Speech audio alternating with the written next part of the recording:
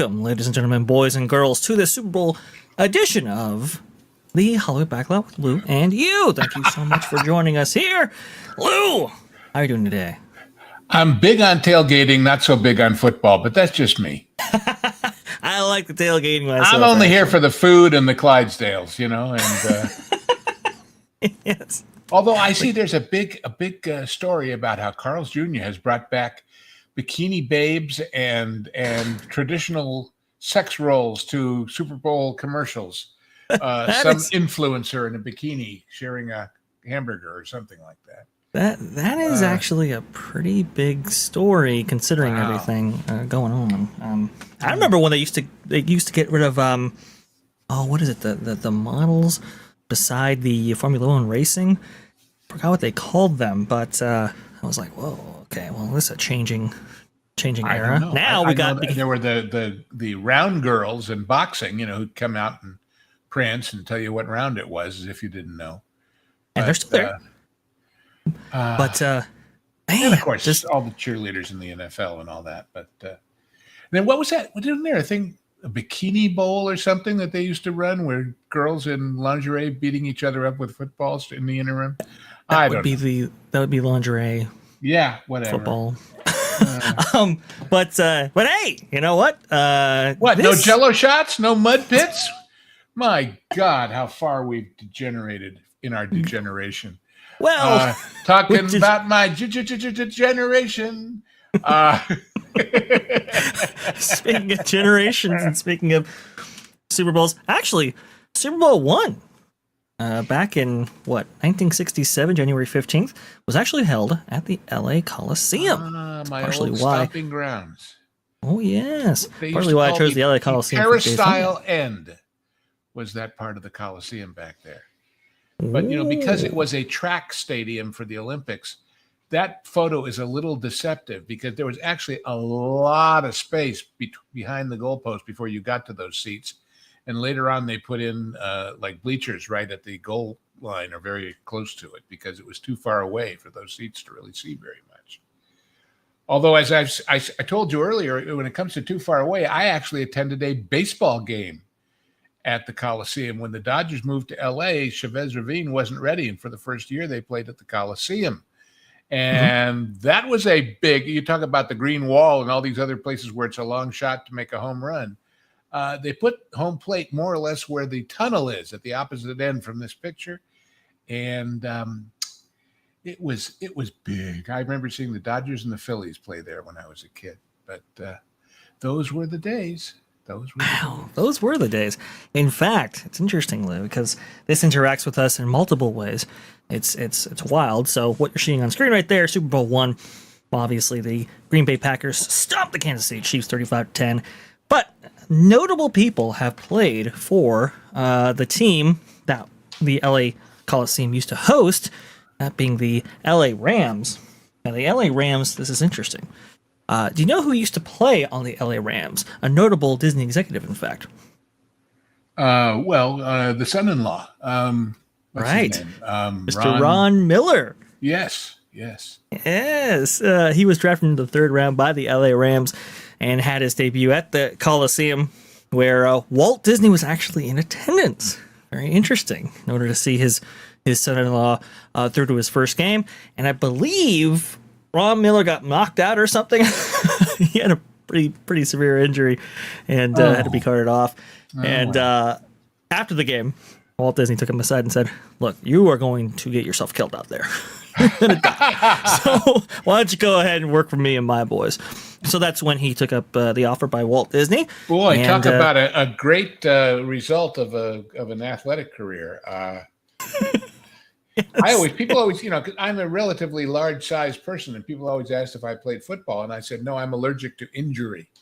I break out in broken bones all over my body. Although I did in high school. In high school, at my high school, we had, obviously the one season was basketball, and since, as I have mentioned, I am an alum of Beverly Hills High School. Those of you who've seen, getting back to the movies eventually, you knew we would, It's a Wonderful Life. You know that there's that scene in the big gym that has the pool under the floor. That's real. That is the swim gym at Beverly High. It's still there. It was built by the Works Progress Administration during the Depression. And we used to have an annual basketball tournament there. And I worked as a manager / statistician to avoid having to go to PE class because that was no fun. And then they said, but in football season, we'll get you. Well, then I became a manager with the band. And we had actually a guy who played bass guitar in our marching band. And there was a little guy, not me, who had to push this big amp around on a dolly when they marched in formation. I stood along the sidelines paying out cable and pulling it back in. So that's how I avoided physical combat or sports or whatever. But yeah, I saw many a game there. I saw a lot of interesting things there. I remember one year in our tournament, we always had this tournament of local Southern California teams just before Christmas. And one of the teams was from Ventura High, and they had a young man named Keith Wilkes, later to be known as Jamal Wilkes, who became, of course, a superstar in the NBA. But as a kid, he was scary good. I mean, you literally, that thing about you'll believe a man can fly for Superman. Well, you would have believed this kid could fly the way he made long jump shots. And that was kind of fun. Wow. Also, Sid Caesar's son was the center on our team. He wasn't very good, but he was tall. So that helped. That's what matters most. And then I remember we did a celebrity wheelchair basketball thing and had, lots of comedians, Jack Carter and Jan Murray and people like that.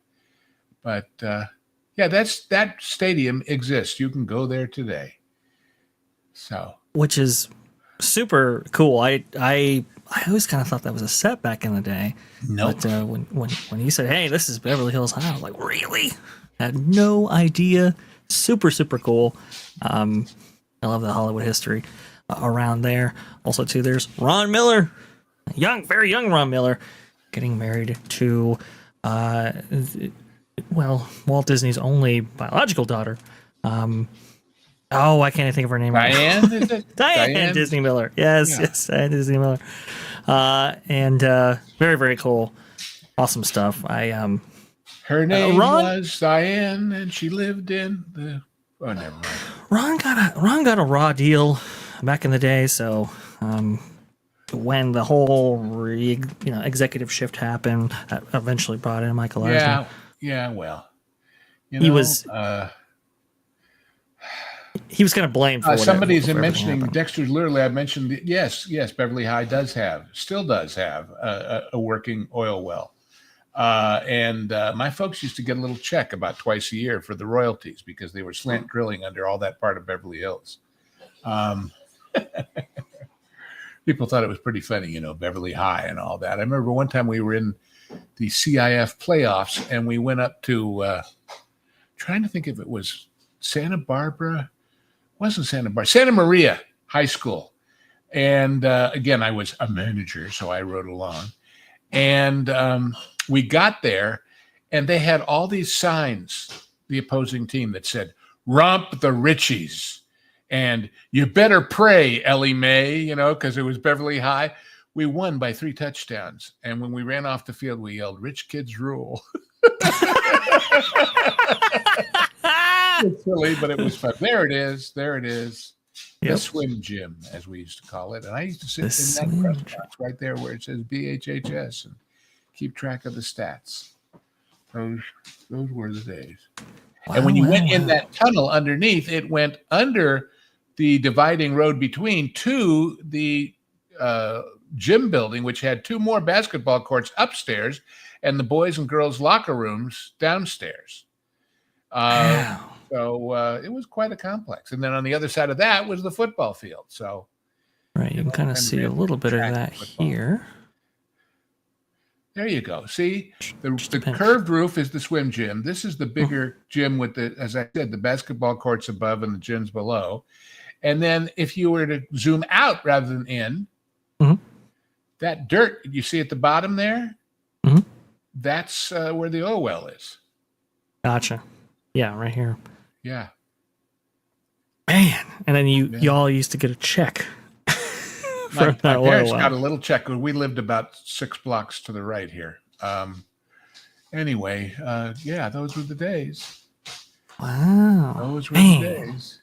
Wasn't much. Really, I mean, it really was like, a couple $100 a year, but still. Oh, so it's so fascinating to me. So fascinating. Speaking of fascinating, we have the mom gifting $1.99 from that Barry Place. He says hello, everyone. Yes, Barry Place 20 and hello is right live back. Right now. To Yes, both the indeed. mom and the Barry. The Mum and the Barry. Right. That sounds like a Stephen Cannell detective show somehow. Barry Place 28 is doing a wonderful job over there. He was just at Sweethearts Night. That was pretty cool to see. In the rain, though, man, he has a lot to, maneuver there to put on those live streams for us. But he's a great live streamer. If Park Hoppin' is not going to have their show today, because I think Jay, I know he's doing stuff at MegaCon and all kinds of stuff. If Park Hoppin's not going to go live, then we'll go ahead and redirect you to Barry Place 28. Yeah, that con is screwing everybody's schedules up. How dare they? But, it is. Valiant, by the way, is stuck over there from what I understand, and all kinds of stuff. So, we did, the genre guys last night, and Marvin was going to guest host, but he was too tied up at the con. And so we had Nolan join Lauren and I, and we did Dirty Rotten Scoundrels and had a grand old time. And because we got so into our love of Michael Caine, we made a decision that next week's show that we're going to record, when I say next week, folks, this is not a live show, so I don't know when they're going to air, right, is going to be, of course, Michael Caine's real debut as a star, and that is The Ipcris File, which is a great, great movie, and was the anti-Bond, so... Well, there you go. Nolan, the Super Bowl is going to... I know there's going to be another Olympics in L.A. I don't know about the Super Bowl, but there he is, Nolan himself in the chat. There he is, the honorary genre guy. In the chat. I love it. I knew something was going on with Nolan because he sent me over the file. He's like, hey, here you go. I'm like, oh, well, thank you so much there. So that's pretty... that is pretty awesome. Speaking of... James Bond, though, I suppose in a roundabout way that gets us to our Hollywood Backlot Jukebox for today. Very, very roundabout, but still. Yes. We decided to do something different this week, folks. Instead of just giving you a suite of wonderful music, of which there are many, and we will share more in the future, I happened to find a clip of Steven Spielberg and John Williams talking about how the Indiana Jones theme happened. And it shows you how great collaborations lead to great things. And I don't know if you want to play it or not, but people can certainly watch. It's not very long. But it explains, well, you'll see. I don't want to spoil it for you. I think, in a way, I don't think we should show it, Vash. I think it's just kind of something people should watch on their own. But that's okay. You're the boss. Fair enough. We'll go ahead and leave it to everybody's. But the link will be in the chat and in the description. And it is in the chat right now. There it is. It is there. It is in the chat. I recommend everybody see this. This is a YouTube short here, so it's not like Lou was saying, not that long, but really, really fascinating stuff. The Indiana Jones suite is some of the best music ever recorded, and it only gets better. There are some amazing suites as part of like a Temple of Doom, for instance, Last Crusade. Actually, pretty awesome stuff. Especially the Slave Children one. That's my favorite. Because it's just, I hadn't realized until we did Temple of Doom for genre guys, and Lauren, of course, is the expert. In fact, he, as you'll see if you watch, has that come here yet, or is that still in the limbo between the two channels? Just so you guys realize, we're talking about the genre guys, which is Lauren and me and Hangry Table normally, but Hangry's been on some travels, so we've been getting some wonderful guest hosts taking apart a movie that we think has lots of merits. Some of us like some of them better than others, but we do it as a perk for being a member of the Pro Channel. So when you're a member of the Pro Channel, and by the way, a lot of you who sort of don't realize there are perks because somebody gifts a whole flock of memberships, as tends to happen on the Pro Show, go check out these genre guy videos, among other things, because they're yours for the duration of your membership. But then 3 months later, they arrive here for everybody. So you get 2 bites of the apple, as they say. And I know you just put up airport finally. And did you yet? Not yet. Oh, it's not my fault. It's not my fault, Will. It's not my fault. It's not my fault. It's not my fault. Okay, so I was going to ask what was after that, but it's not my fault. I swear. Okay, so what happened was not only did this computer go down, but also my network infrastructure actually went down, which is where I have my assets for the genre guys. So I've overcome those issues this weekend. Trust me, folks, it is coming. Well, what's after that? What's after that? Let me actually see here, because I have only been able to look at airport. I know we have Alvarez Kelly coming up. Oh yes, that's right. That's right. Mm-hmm. That great theme song that I love. Anyway, so good.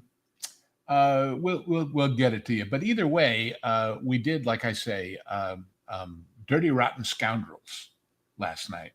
And which is a charming movie. I don't know if it holds up. And we talk about how comedy styles have changed since then, and how what was funny for Steve Martin to be doing then might not work today. And it's an interesting discussion. It really, really is. Not that they aren't all of interest.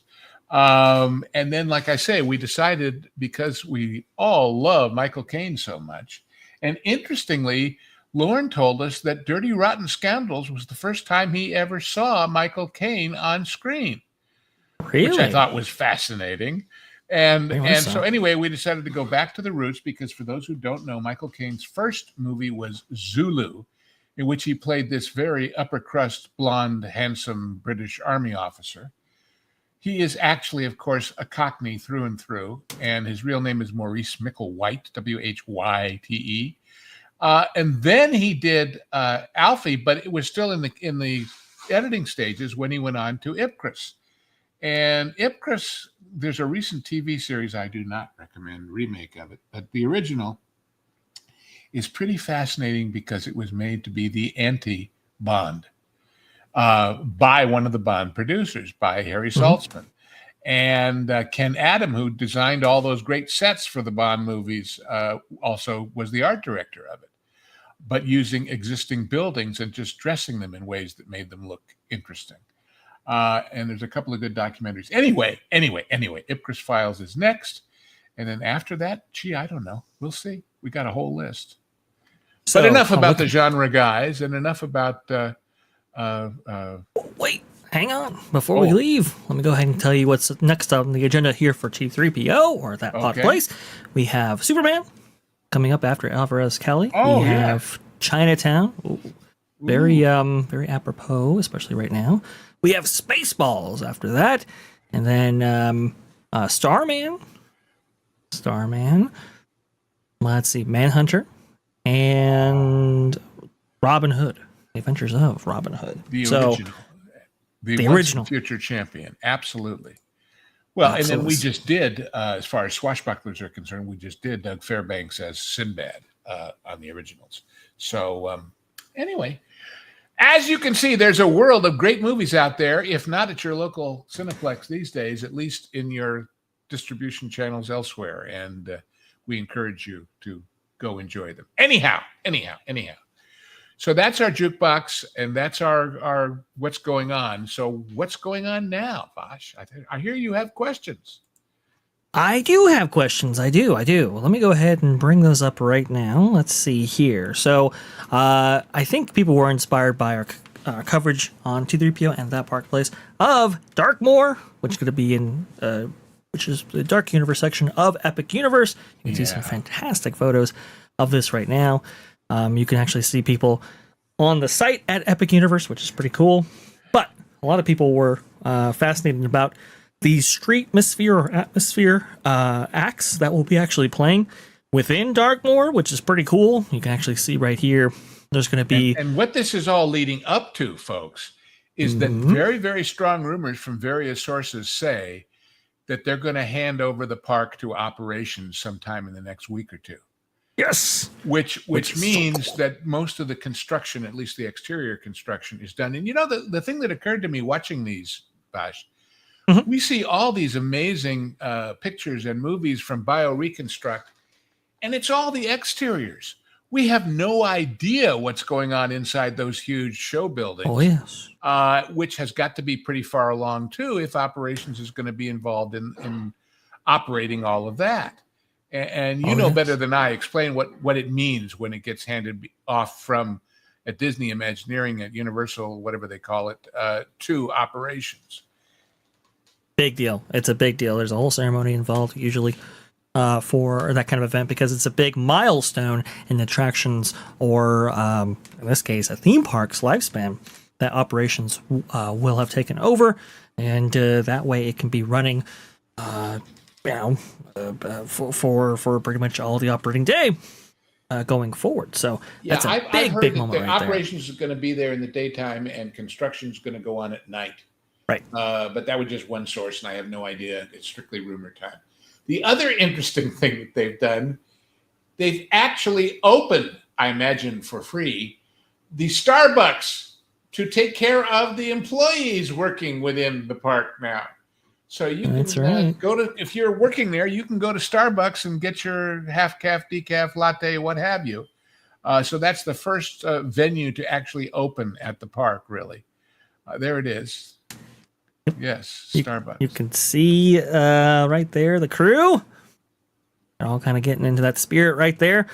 Looks like a Starbucks, but on the outside, obviously, it's made to coalesce with Celestial Park and its theme. Very, very cool. Now, London is asking right now, do you guys have your tickets? I do not, but you know who does, actually?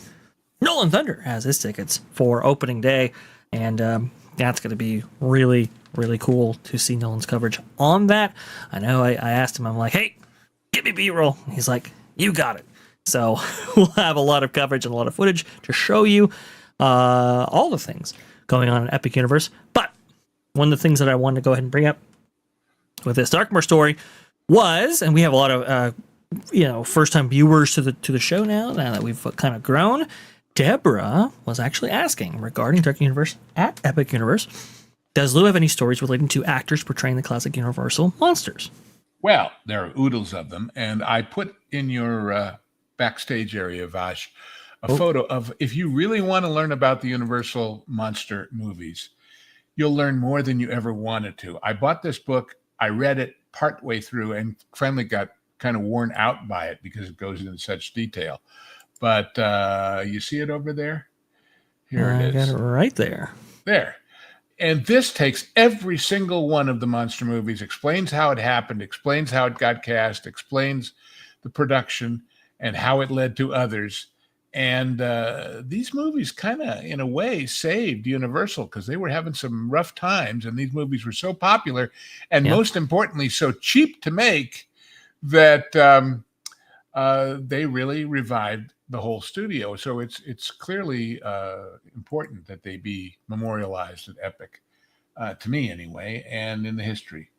Also, it's kind of the only really homegrown IP in the park as far as the various lands. Obviously Potter isn't, Nintendo isn't, How to Train Your Dragon isn't. Mm-hmm. So I could talk about, the casting and the people. I know there's one interesting little thing I just saw recently about Lon Chaney Sr. and his makeup as the Phantom. He didn't show it to anybody. When you see the actress, I can't think of her name, pull off his mask and recoil in horror, that's for real. She was scared, whatless, because nobody had seen it. And his assistant hadn't even seen it, and he invited him into his trailer when he put the makeup on with his back to him, and when he turned around, the assistant damn near fainted. Whoa. It was really scary stuff, folks.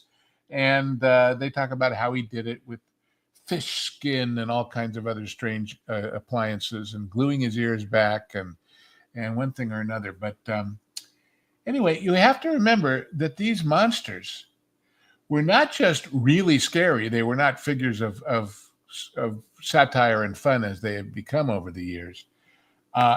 Most of it was based on I guess you could say, theology. It was based on the idea of Frankenstein was man trying to overstep his bounds and compete with God to create life.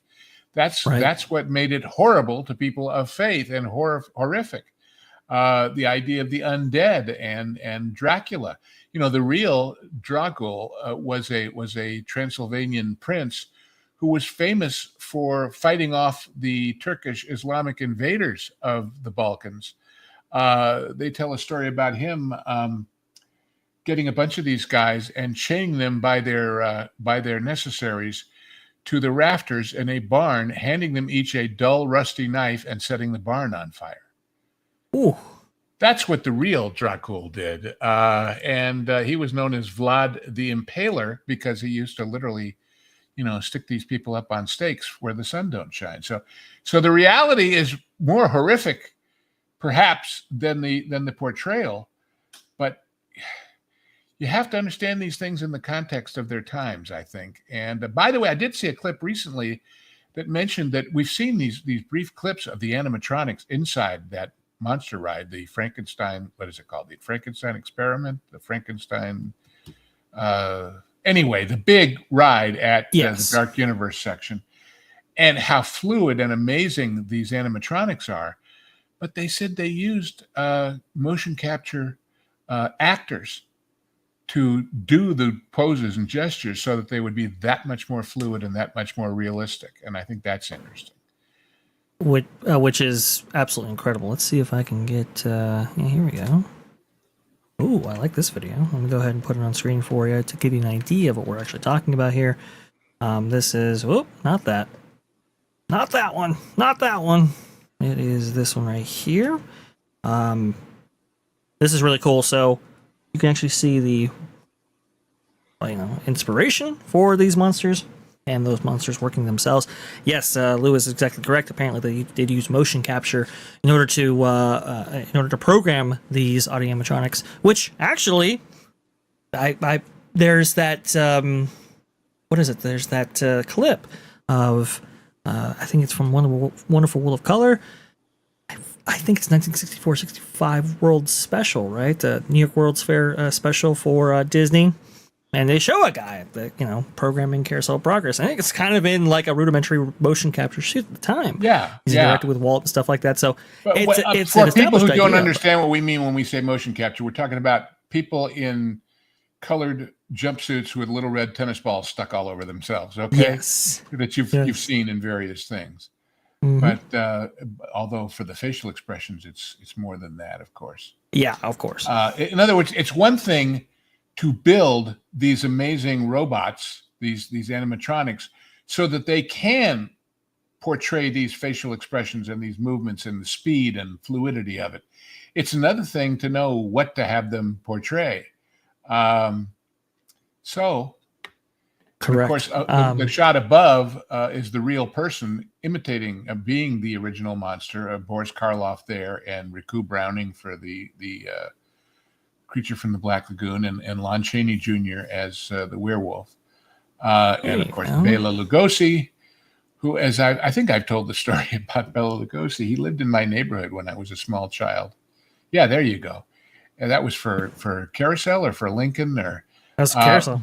But Bela Lugosi lived in my neighborhood, and once when we were at the local supermarket, there he was, Dracula himself, pushing a cart down the produce aisle of the supermarket. That was a strange thing.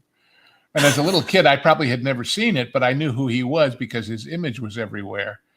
And anyway, that's pretty cool. That's great. Neighborhoods of the Stars, whatever. Neighborhood of the Stars. Wouldn't that have been something to see? So cool.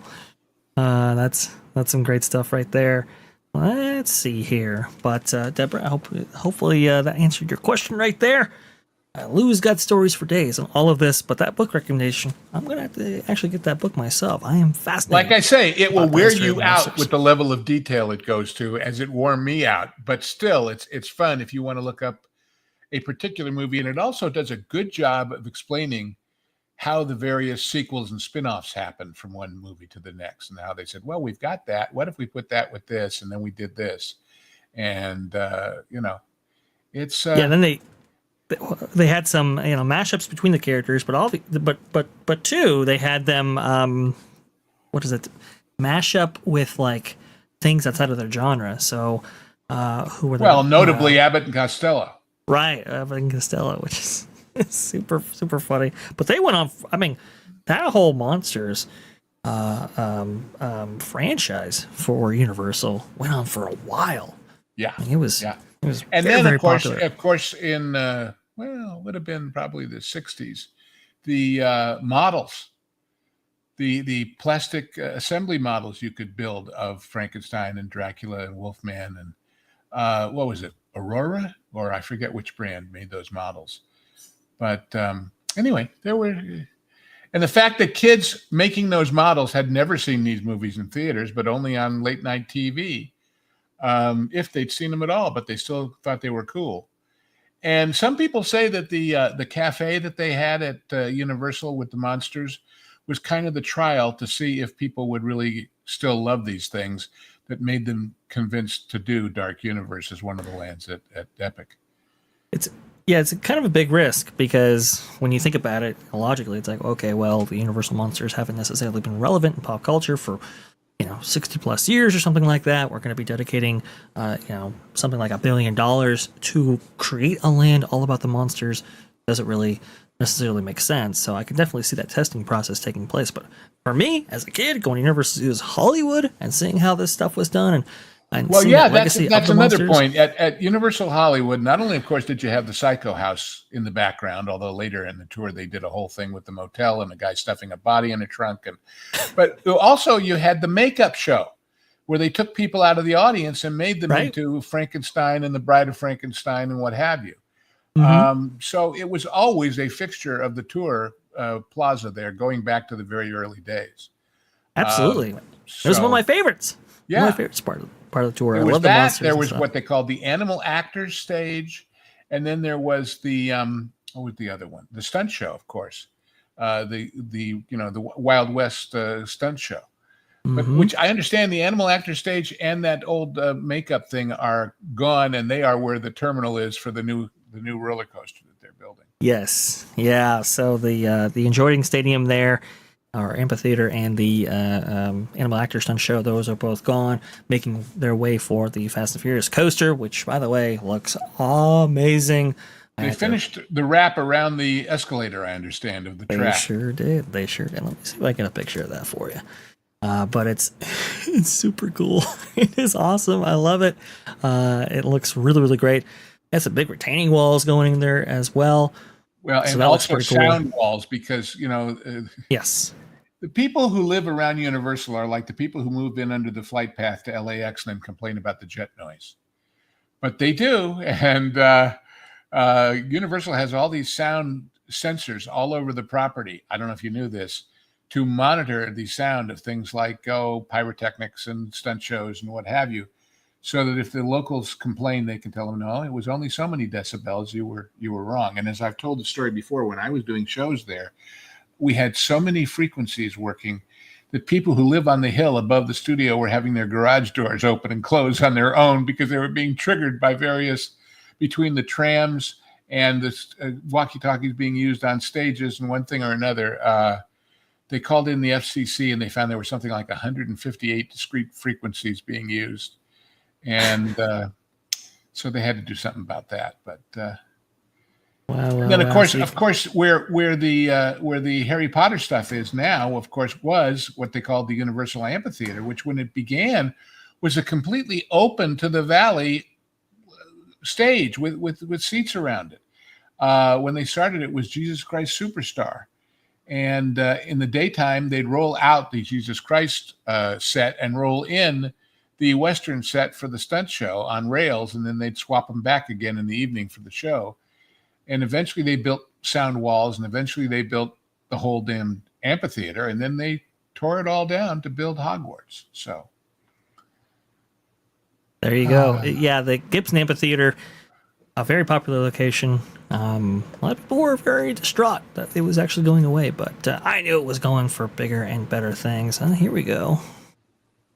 This is not quite the shot I was looking for. You, but you know, the music business for a long time was not living off of records; it was living off the concert business. But then the concert business fell off, and it was worth it to get that IP into the park there to take out a very, very large. What was it? 2,500 seats, 3,000 seats, something crazy like that. Yeah. But it's gone now. It's gone now. Yeah, you can see the Starway right beneath there, and then you can also see the loop that this goes through. And just to show you how theme parks draw different crowds, I think I've told this story, maybe not here. I one time was riding on that Starway because when we took a break from a show, we'd just go up to the park and hang out or eat or whatever, take the rides. And I'm with these three couples, and they worked for Otis Elevator. And they were there at a convention downtown for people in the elevator and escalator business. So this was kind of like what they call a busman's holiday. They had to go see this great big escalator because they'd heard so much about it in their business. They weren't there for the rides. They weren't there for the shows. They were there to ride the damn escalator. Go figure. Different strokes. I love that story. I love that story where it's like, we're like in the business, so we have to see, like, you know, what is essentially the mother lode, the big daddy of all big daddy of escalators. Outdoors, by the way, you just never would do this today. Here you go. Oh, well, here's a story. Dexter's Lure Lab said in the chat, the creature from the Black Lagoon's character scared me when I was a kid, so I couldn't go swimming in swimming pools at night. Well, let me tell you a story, Dexter. A wonderful interview I once saw with Alfred Hitchcock. And I don't know if you know about a French film called Diabolique, but it's this guy gets murdered in a bathtub by these two women with knives. And so Hitchcock said that when they put out Psycho, he got a letter from a lady in England, and she said, "Dear Mr. Hitchcock, after seeing Diabolique, my daughter refused to ever take a bath again. Now she's seen your Psycho, and she won't take a shower either. And she's beginning to smell. What do you suggest I do?" And Hitchcock, with that wonderful deadpan response, he said, I wrote her back, "Dear madam, I suggest you have your daughter dry cleaned." So, so maybe that'll work for you, Dexter's Lure Lab. That or a hot tub. I don't know. Not enough room in there for the monster of you. Oh, man. I love Alfred Hitchcock, man. He's just so good. He's so good.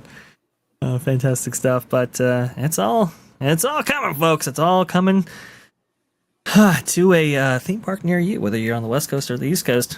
There's something to look forward to.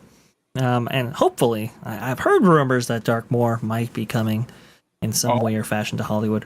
Oh, but we'll have to see. God. They're kind of a little bit running out of real estate. Not that much, but a little. And of course, the hotels are the Universal Hilton is it the Sheraton or the Hilton that announced they're going to double in size with a new tower and a new pool club and all kinds of things. And part of their excuse is the Olympics coming to LA, but I think there's more to it than that. Right. Long-term wise, I think the theme park can't sustain it because I know there's an expansion project underway there. You can see in this camera angle, you can see the Mummy attraction that used to be ET, obviously. Apparently that will not be with us very much longer, which might open the way for more expansion. So we'll have to see what goes on there. But speaking of Hollywood and theme parks colliding, well, we got to talk about it, unfortunately. Actually yesterday was the 24th anniversary of Disney California Adventure. And what did they decide to do for the 24th anniversary? They decided to close a classic attraction in the form of the red car trolley. No good. I don't like it. What, Nolan? What? So the red car trolley, as people will know, used to be an actual real There's a transit system all across Southern California. Yes. The Pacific Electric Railway, and it used to dot all over. That one, go back up to that picture. That's got to be a bit of a fake because I don't think the red cars lasted into the days of Universal City. I could be wrong, but I don't think so. Uh, so that Well, sign is to tell you where it went, but it did stop there at I see. the Campo Coinga place where the subway stops now. But anyway, in the day, you could get, if you know Southern California geography, and please, please, please don't make us go zooming around the map again. But you could get, according to my mother and father, you could get from Pasadena to the beach to the Santa Monica Pier in 30 minutes. This is some it's The a Pacific map right Electric here. red car, yeah. And then in addition to that, of course, there were street cars, the kind with the big whip antenna on top that touches the live wire. And remember those in Leimert Park. And Yep. oh, those were the days. Oh, those were the days. And the rumor, the story, the conspiracy is that the oil companies got them to take them out because they didn't want people taking that. They wanted them driving. Right. So, there you Which go. is a plot, actually, of a famous Disney movie at the time it came out. It was Touchdown, of Roger Rabbit, who framed Roger Rabbit, in fact. And I love this shirt to death. Let me see if I can make it bigger for everybody to actually see it, because I think this was my favorite part of the of the weekend right here. I blame Judge Doom. Yes. And not to be to take it up a notch. Here you go. Who needs a red car? I'm sorry. Who needs a car in LA? We got the best public transportation system in the world. Eddie Valiant, 1947. Pretty cool stuff. I love that.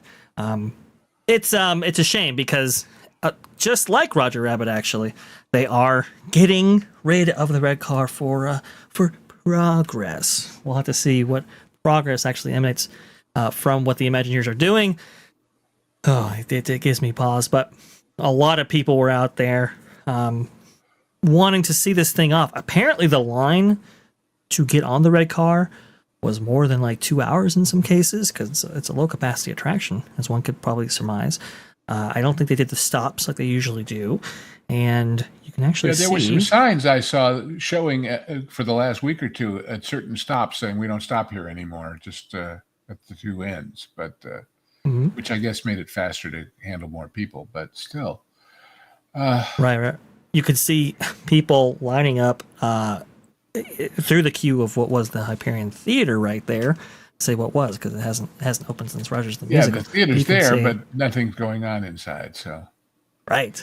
And of course, that's the famous faux facade of the Beverly Wilshire Hotel with the red awnings, which you may remember from Pretty Woman if you saw that movie. Oh, yes. Okay, gotcha. Wow. I just wish they would have built that out so that it wasn't just a facade front. You can see right here, everybody having kind of a pretty good time setting off the red car. That was awesome. But I think the enthusiasm for something like this, this kind of historical piece going back to the 1920s, was pretty cool. It was pretty cool to see that people were excited and were passionate about this. So pretty cool stuff. It's sad that I guess history repeats itself in this way, but c'est la vie. Well, except we don't really 100% know why, right? What are they going to put? Right. We don't know for sure. We have suspicions about what they're going to put instead. Yes. But the exactitude of it is a thing of Disney. So it's... Wait, you mean they haven't been clear about what they're doing? Would that be the Walt Disney Company you're talking about? By any strange stretch of the imagination? So right now they're tearing up the pavement behind Avengers Campus right now. Avengers Campus is getting an expansion, double the size, in fact. But beyond the facades for Avengers Campus, at least on one side, is the maintenance facility for these red car trolleys. So obviously you can't have them operate without that facility. So that's kind of in the way. Now, could they relocate it? Yes, but a lot of people suspect that they're not relocating it because the track that the red car trolleys are currently on will be impacted as well by future expansion, whether it be a Coco boat ride or an Avatar land. for Disney California Adventure. We'll have to actually see how all that goes. But I guess like history, Lou, the suspicion is, right, the red cars were removed for the oil companies in order to sell cars. In this way, we and that's suspicion, by the way. The suspicion here is that it's for expansion, but we don't really know. So in that way, history rhymes. Well, and I told you earlier, when they took the red cars out, just like Amtrak runs on the rights of way of the various railroads, whether it's Burlington or Santa Fe or Union Pacific or whoever, the red cars ran on a lot of regular railroad right-of-ways. And one of the most famous, perhaps, because it's in the middle of such a busy area, was if you go to Beverly Hills, you find there is this phenomenon called Big Santa Monica and Little Santa Monica.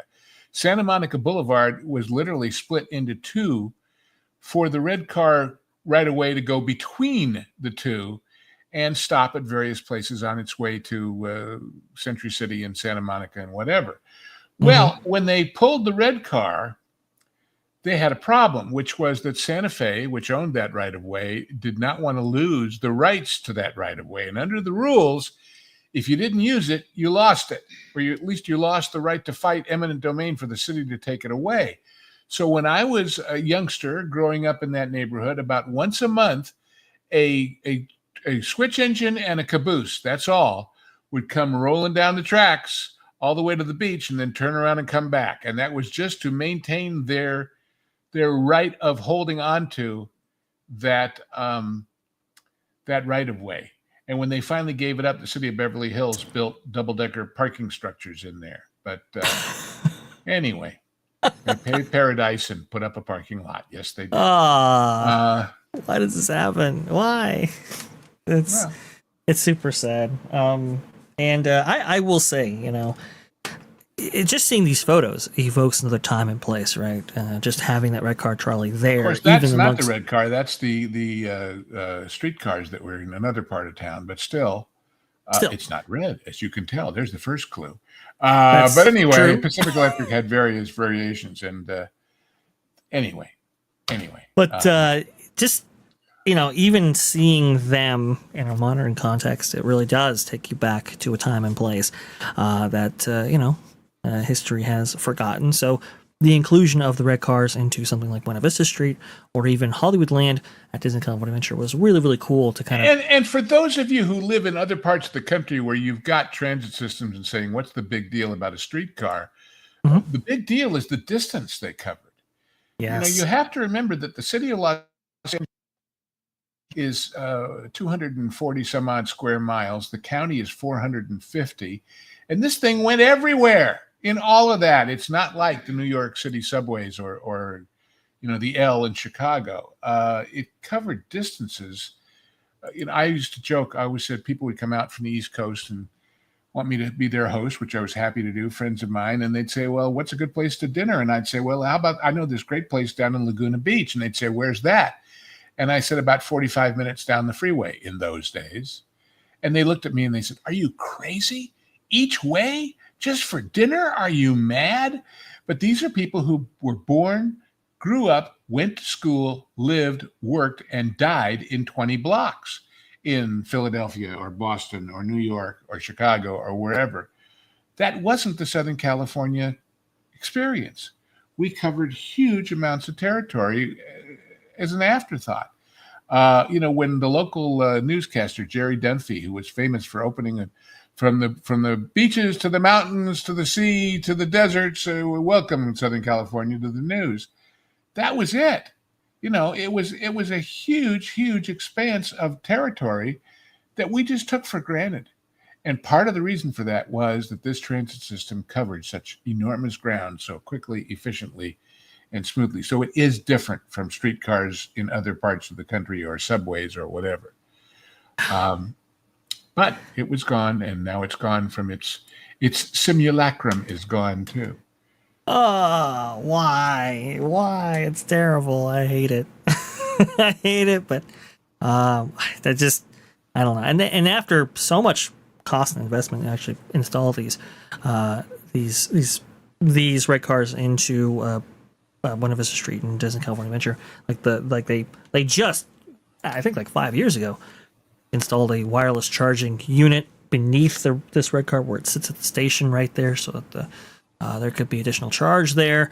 I think they relocated the facility once already, so it's just sad. But yeah, I don't think the wire that the arm is touching is really live. I think it was just for looks. Yeah. Yep, it's just for looks. Yep, it's completely 100% electric on its own power, which is pretty cool. But all that goes away, and it's super, super sad. Anyhow, I think we've done that to death. Yes. But something that's not going away, and one of the things that I wanted to feature as part of your Backlot Jukebox, because I was really, really inspired by it, was not just the recording of the amazing score, symphonic score for the actual film itself, that being Raiders of the Lost Ark and Temple of Doom and all that. No, my fascination goes beyond that, because you know me, Lou. I am a huge fan of the Indiana Jones Adventure attraction at Disneyland. I remember to that effect. Yes, indeed. So, do you want to show off my goodie that I gave you? Oh, yes. Yeah, I mean, indeed. Let me go ahead and get that up on screen right now. This is something I got, which is the original opening day memorial ticket from the Indy Adventure. And I decided, when I asked Vash when he was coming out here for the first time, and I said, well, what's your favorite attraction? And he said this. I said, I know what's going home with you. And of course, that was framed by the folks at Disney too, so they do a lovely job. But that was just the commemorative passport for the opening day. And it's pretty special, as is, of course, that adventure. It is absolutely beautiful. It is gorgeous, this piece right here. And I just love it. It's one of my... A Disney treasure. A Disney treasure, one of my favorite pieces that I've ever received. It's super, super cool. It's awesome. Thank you so much, Lou. Oh, I'm not saying talking about it for my sake. I'm just saying I want people to understand how positively obsessed you are with this ride. And do you think they're going to redo it exactly at Animal Kingdom or not? I mean, I have heard they're going in a different direction, as the Imagineers often do when you have subsequent generations in there. I don't think it's going to be as good as the original myself personally, but we'll have to see. Apparently they're going with like more of an Amazonian theme, and apparently you're going to be encountering like a snake god. Very interesting stuff. But the scoring this attraction's actually quite interesting, because you can't necessarily score it like you would a movie, because obviously there are small inconsistencies from journey to journey, right? So in order to accommodate for those, they had musical cues that they had installed. Let me go ahead and read this right here. This is the write-up on Andor Express from the people who actually scored Indiana Jones Adventure. And let's just make it clear. These are people tasked with adapting the original movie scores to the attraction and making different cues for different sections on a ride that had variations within it. So that gets a little complicated. Oh, yes. The first attempt at spotting, which is attempting to score around the highs and lows of the attraction itself, was to make a videotape using a camera lashed to the vehicle and an SMPTE code burned in. That's your time code burned in that we've talked about before here in Hollywood Backlot with Lou and you. Well, this was some help in putting together rough timing, as it lacked two important features. First, you could not really get a sense of the vehicle bucking and pitching around. You could see it, but not feel it. Second, these rides continue to be tweaked up until and beyond the date that they are open to the public. The videotape consequently became outdated within days of its creation. So we selected a spotting deadline backed in from the recording session. We would actually go on the ride with stopwatches, akimbo, and time the individual cues that would make up the continuous score. So they had gone, in the night, after hours, in order to score this thing. Well, we had broken the ride into about 10 cues or musical cues. All cues had long tails in order to accommodate the changing moment from the next incoming cue would start. This would allow us to a minimum amount of slip and slide, a few frames at most, which would accommodate future tweaking. There were to be 2 versions of the ride, which meant about 4 cues had to be timed twice, once in A scenario and once in B scenario. This then meant that they had about 14 cues to time. Being the anals that we are, nice, we knew that we should time each other at least twice. Then came the proverbial fly in the ointment. We were informed that the vehicles were incapable of reversing direction and that we would have to complete the full ride each time. Okay, so we had 28 timings, 14 cues timed twice, and 2 stopwatches, 2 pencils, 2 legal pads. Stand to reason that if Ed and Adam time alternate cues while I sit between them and conduct starts and stops, we should be done in about 4 trips or so. Oh no. 4 rides at just over 3 minutes per ride.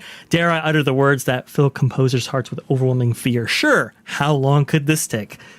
Go, I confidently say as we start into the darkness. Darkness? Okay, next time we bring flashlights. That was your first issue. We ascend the first ramp, moving closer to Mara. The huge godhead with smoke emanating from her eyes. Adam is taking notes and squinting at his stopwatch. Ed is waiting for the turn to the left as we pass Mara. Here it comes. Lurch! The legal pad jumps a foot off his lap, but he manages to catch it. That's the good news. The bad news, we didn't actually start the stopwatch. All right, forget that one. We'll get the skeletons in the catacombs next. Get ready. Adam, who manages to start his watch, is frantically holding on to the stopwatch with one hand and the legal pad with the other, unable to write as we blaze through the catacombs. Remember, these times, he shouts, 18 seconds, 22 seconds, 25 and a half. We jolt to a slowdown, uncontrollable laughter, during which we miss the next timing. All right, let's get on to the next one. Here it comes. The vehicle suddenly stops dead. This is not supposed to happen. Oh, well, we'll chalk this up to first-time experience. Let's just get back to the start and try again. 15 minutes later, we're still sitting in the middle of a suspension bridge. While engineers are inspecting the track, they'd obviously done this before. They had flashlights. I love that. By the 22nd time around, we were getting good and bruised. The only thing that went wrong on our last trip was that my cell phone came loose from my belt, bounced around several times on the floor, causing me to miss a downbeat. Had we known the night how much digital editing was in our future, we would have gone home after the 8th or 9th trip chanting, "We'll fix it," in the editing process. What followed, of course, made the agony of the spotting session worth it. An 86-piece orchestra for an afternoon at Todd A.O., playing what seemed like a medley of John Williams chase cues. I think at the end of the 4-hour session, the string players felt much like we did after the spotting session. Very, very cool. Wow, that's quite a story. And between that clip that we used for our jukebox and this, I don't know if we mentioned, but it was just John Williams' birthday yesterday, or the day before. So, oh yes, you're happy right. birthday to him. Happy birthday to John Williams, indeed. But anyhow. But these are great stories, and that's why it pains me when you have Tiana's by Adventure, for example, and it's like, oh, we just literally took the cues from the movie and we just put them right in. We didn't re-record. We didn't do alternative takes they or couldn't anything. find a jazz band. That's what the ride's about. In New Orleans, they couldn't find a jazz band in New Orleans. Kind of makes all those research trips that the Imagineers took to New Orleans a little moot, don't you think? Like, what were they, up to their elbows in gumbo when they should have been figuring out that there's plenty of music in the Big Easy. Anyway. Very, very cool stuff. I'll go ahead and put a link to that story so you can read the full expose there. Awesome stuff. And I think that just about wraps up our show, LW. Oh, my goodness. How time flies when you're having gumbo or fun. How time flies. So what do you got coming up on the genre, guys, and everything? Well, as I said, we decided just sort of on the fly, even though it wasn't on any of our lists, but just because I love it. And we're doing the Ipcris file next. The real one, not that awful television take with some little nerd in glasses pretending to be Michael Caine, who doesn't make it at all. And if you don't know what Ipcris stands for, you'll have to see the movie and find out. And then, golly, we got so many after that on our list. I don't know what we're going to do next. But as I said, we just did Dirty Rotten Scoundrels, which, if nothing else, and there's a lot more to it, just the scenery of all those wonderful locations on the Riviera, and it's just a fun jaunt. Like I say, a time capsule of comedy of another era, but that we'll discuss in full on the show. Other than that, and I guess I'll show up again Thursday afternoon when we do the big show, as they call it. I have no idea what we'll be covering, but then I never do. I just show up and spontaneously react. And so, there's that. And I don't know, should I tell that story one more time about subtitles and getting original media and my theme song? Why not? One more time, and then I'll stop. Please. My constant entreaty to people is get the original discs, get the original stuff, because in this crazy world, you never know what's going to be a trigger warning or a sensitivity or something. And it extends to things you would never expect. I happen to be watching a fun, albeit repetitive, documentary. There you go. On Amazon from 2015, I think, called Big Kitchens. And they go to all of these famous places that serve oodles of food, everything from the airline catering at Dubai Airport to this amazing seafood place on the outskirts of Chicago to, in this particular episode, the Commander's Palace in New Orleans. Now, if you've never been to New Orleans, I'll forgive you. But if you've been to New Orleans and you didn't go to the Commander's Palace, you deprived yourself of one of the great dining experiences of our wonderful land. It is great. And it has 400 seats. And that means they turn out a lot of food between lunch and dinner time. And this particular episode was filmed during Mardi Gras, which I do not recommend anybody going to New Orleans during Mardi Gras because it's just a madhouse, okay? But to give you the sense of the atmosphere before they got into the details about how many tons of crawfish they use and how many gallons of gumbo and all the other things that they bring you statistically about this kitchen turning out great meals in massive amounts, they interview a lady on the streets, and she says the following: New Orleans, man, it kicks ass. Fine, right? It's a party town. People are cheering and they're throwing beads and all the stuff people do and drinking a lot. But I happened, for whatever reason I don't know, to have the subtitles on. And the subtitles said, New Orleans, man, it kicks the door down. If the subtitles can't handle kicks ass, God only knows what they're stealing from you when they redub and they trigger warn and they... So please, folks, if they'll do it to a documentary about food, they'll do it to everything else. Mm-hmm. And just because officially the age of DEI is dead and the age of all these things is going away and we're defunding them, remember my very, very, very, very first piece on that Park Place about the time lag. Everything you're seeing now has been in the works for 3 or 4 years. Mm-hmm. And everything you're seeing now was in the works in the era when they all thought they were going to change the world into this neutered, boring, sensitive place. They're not, which is the good news, but the crap they made is still out there, which is the bad news. So, look who's here. Look who's here. There's some guy named Pro who, last I heard, was conning the world down there at MegaCon, but I'm not a con person. The last one of those I ever went to, I remember it was at the Anaheim Hilton or Hyatt there. A friend of mine was in town and staying there, so I said, okay, I'll come. And it was a Star Trek con.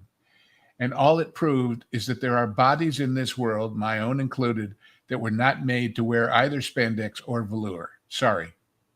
But that doesn't keep them from showing up. We should end with my Harlan Ellison story about cons. Harlan Ellison, who you may know is a brilliant science fiction and even horror author, and responsible for a lot of your favorite original Star Trek and a bunch of other things. Yep. Harlan, who I kind of knew because we would show up at the same screenings all the time in Kibitz at the Writers Guild and the Directors Guild. Harlan was a very short man. I don't think he was more than about 5'3", 5'4", if that. And Harlan was famously lecherous, famously on the make 24/7.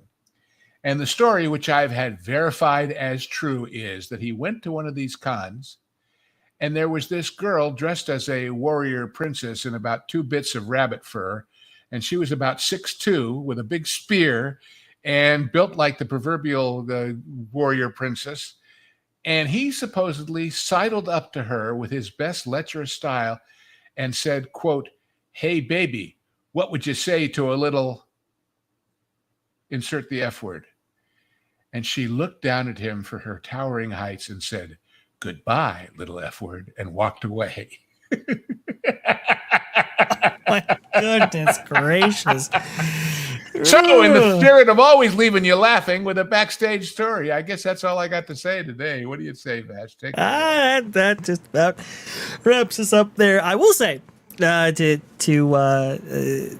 add just a little bit more to your buy the discs comment, you know, the big fear is that players might actually get something might happen to them, and then that way you can't actually play your favorite discs. So what you can do is you can transfer those files onto your computer and save them. However, they are very large. Right now, I'm currently transferring about 19.5 terabytes worth of information from one server to another one. It's part of my network ordeal here. So just keep that in mind right there. And by the way, if you have any questions, go ahead. Send us your questions at t3ponline@yahoo.com. That's going to be listed right there. And it's also in the chat right there.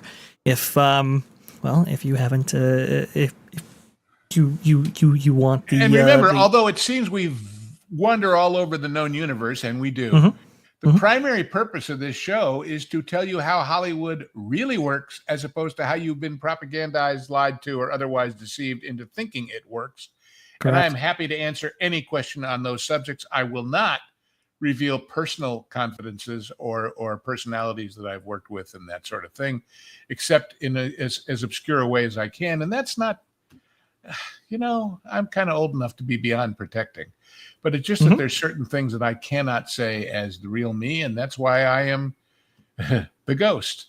Why you're the ghost. Makes it interesting for IMDb, to say the least. For those of you who don't know, the people at IMDb who are now following podcasts like this have somehow conflated me with the long dead Mr. Lew Wasserman, and we're both in the same listing. And so I'm literally his ghost as far as IMDb is concerned. So that's kind of funny. It's my favorite. It's my favorite thing. Because they have I think they call it archival footage. It's what they listed at. Let me see here. You can see right there. Hey, look at that. Lew Wasserman still doing things according to his IMDb. Still haunting a house at Universal, I guess. But anyway. All right. Well, there you go. That about wraps up our show right now. By the way, enjoy your Super Bowl between the Philadelphia Eagles and the Kansas City Chiefs here tonight. We're going to go ahead and send you on over to somebody who's actually doing a little bit of Super Bowl pregame. Barry Blaze 28. He is live right now at the Parks, having a great time. So let's go ahead and send you on over there. By the way, if you haven't liked this video, please like this video. Share this video out, as it helps us out tremendously against the YouTube algorithm. And if you really algorithm. didn't like it, don't tell anybody. Yes, my name is Figment. That's the Dream Finder over there. We're just part of your imagination. But what about science? Ha ha ha! Musical notes. I love that. I love it. So good. Hey, hit the subscribe button if you haven't. For all the news that should be fun. By the way, T3PO Live every single Thursday at 4 p.m. Eastern. And we'll be back at the regular scheduled time next Sunday. Thanks, guys. We'll see you all later.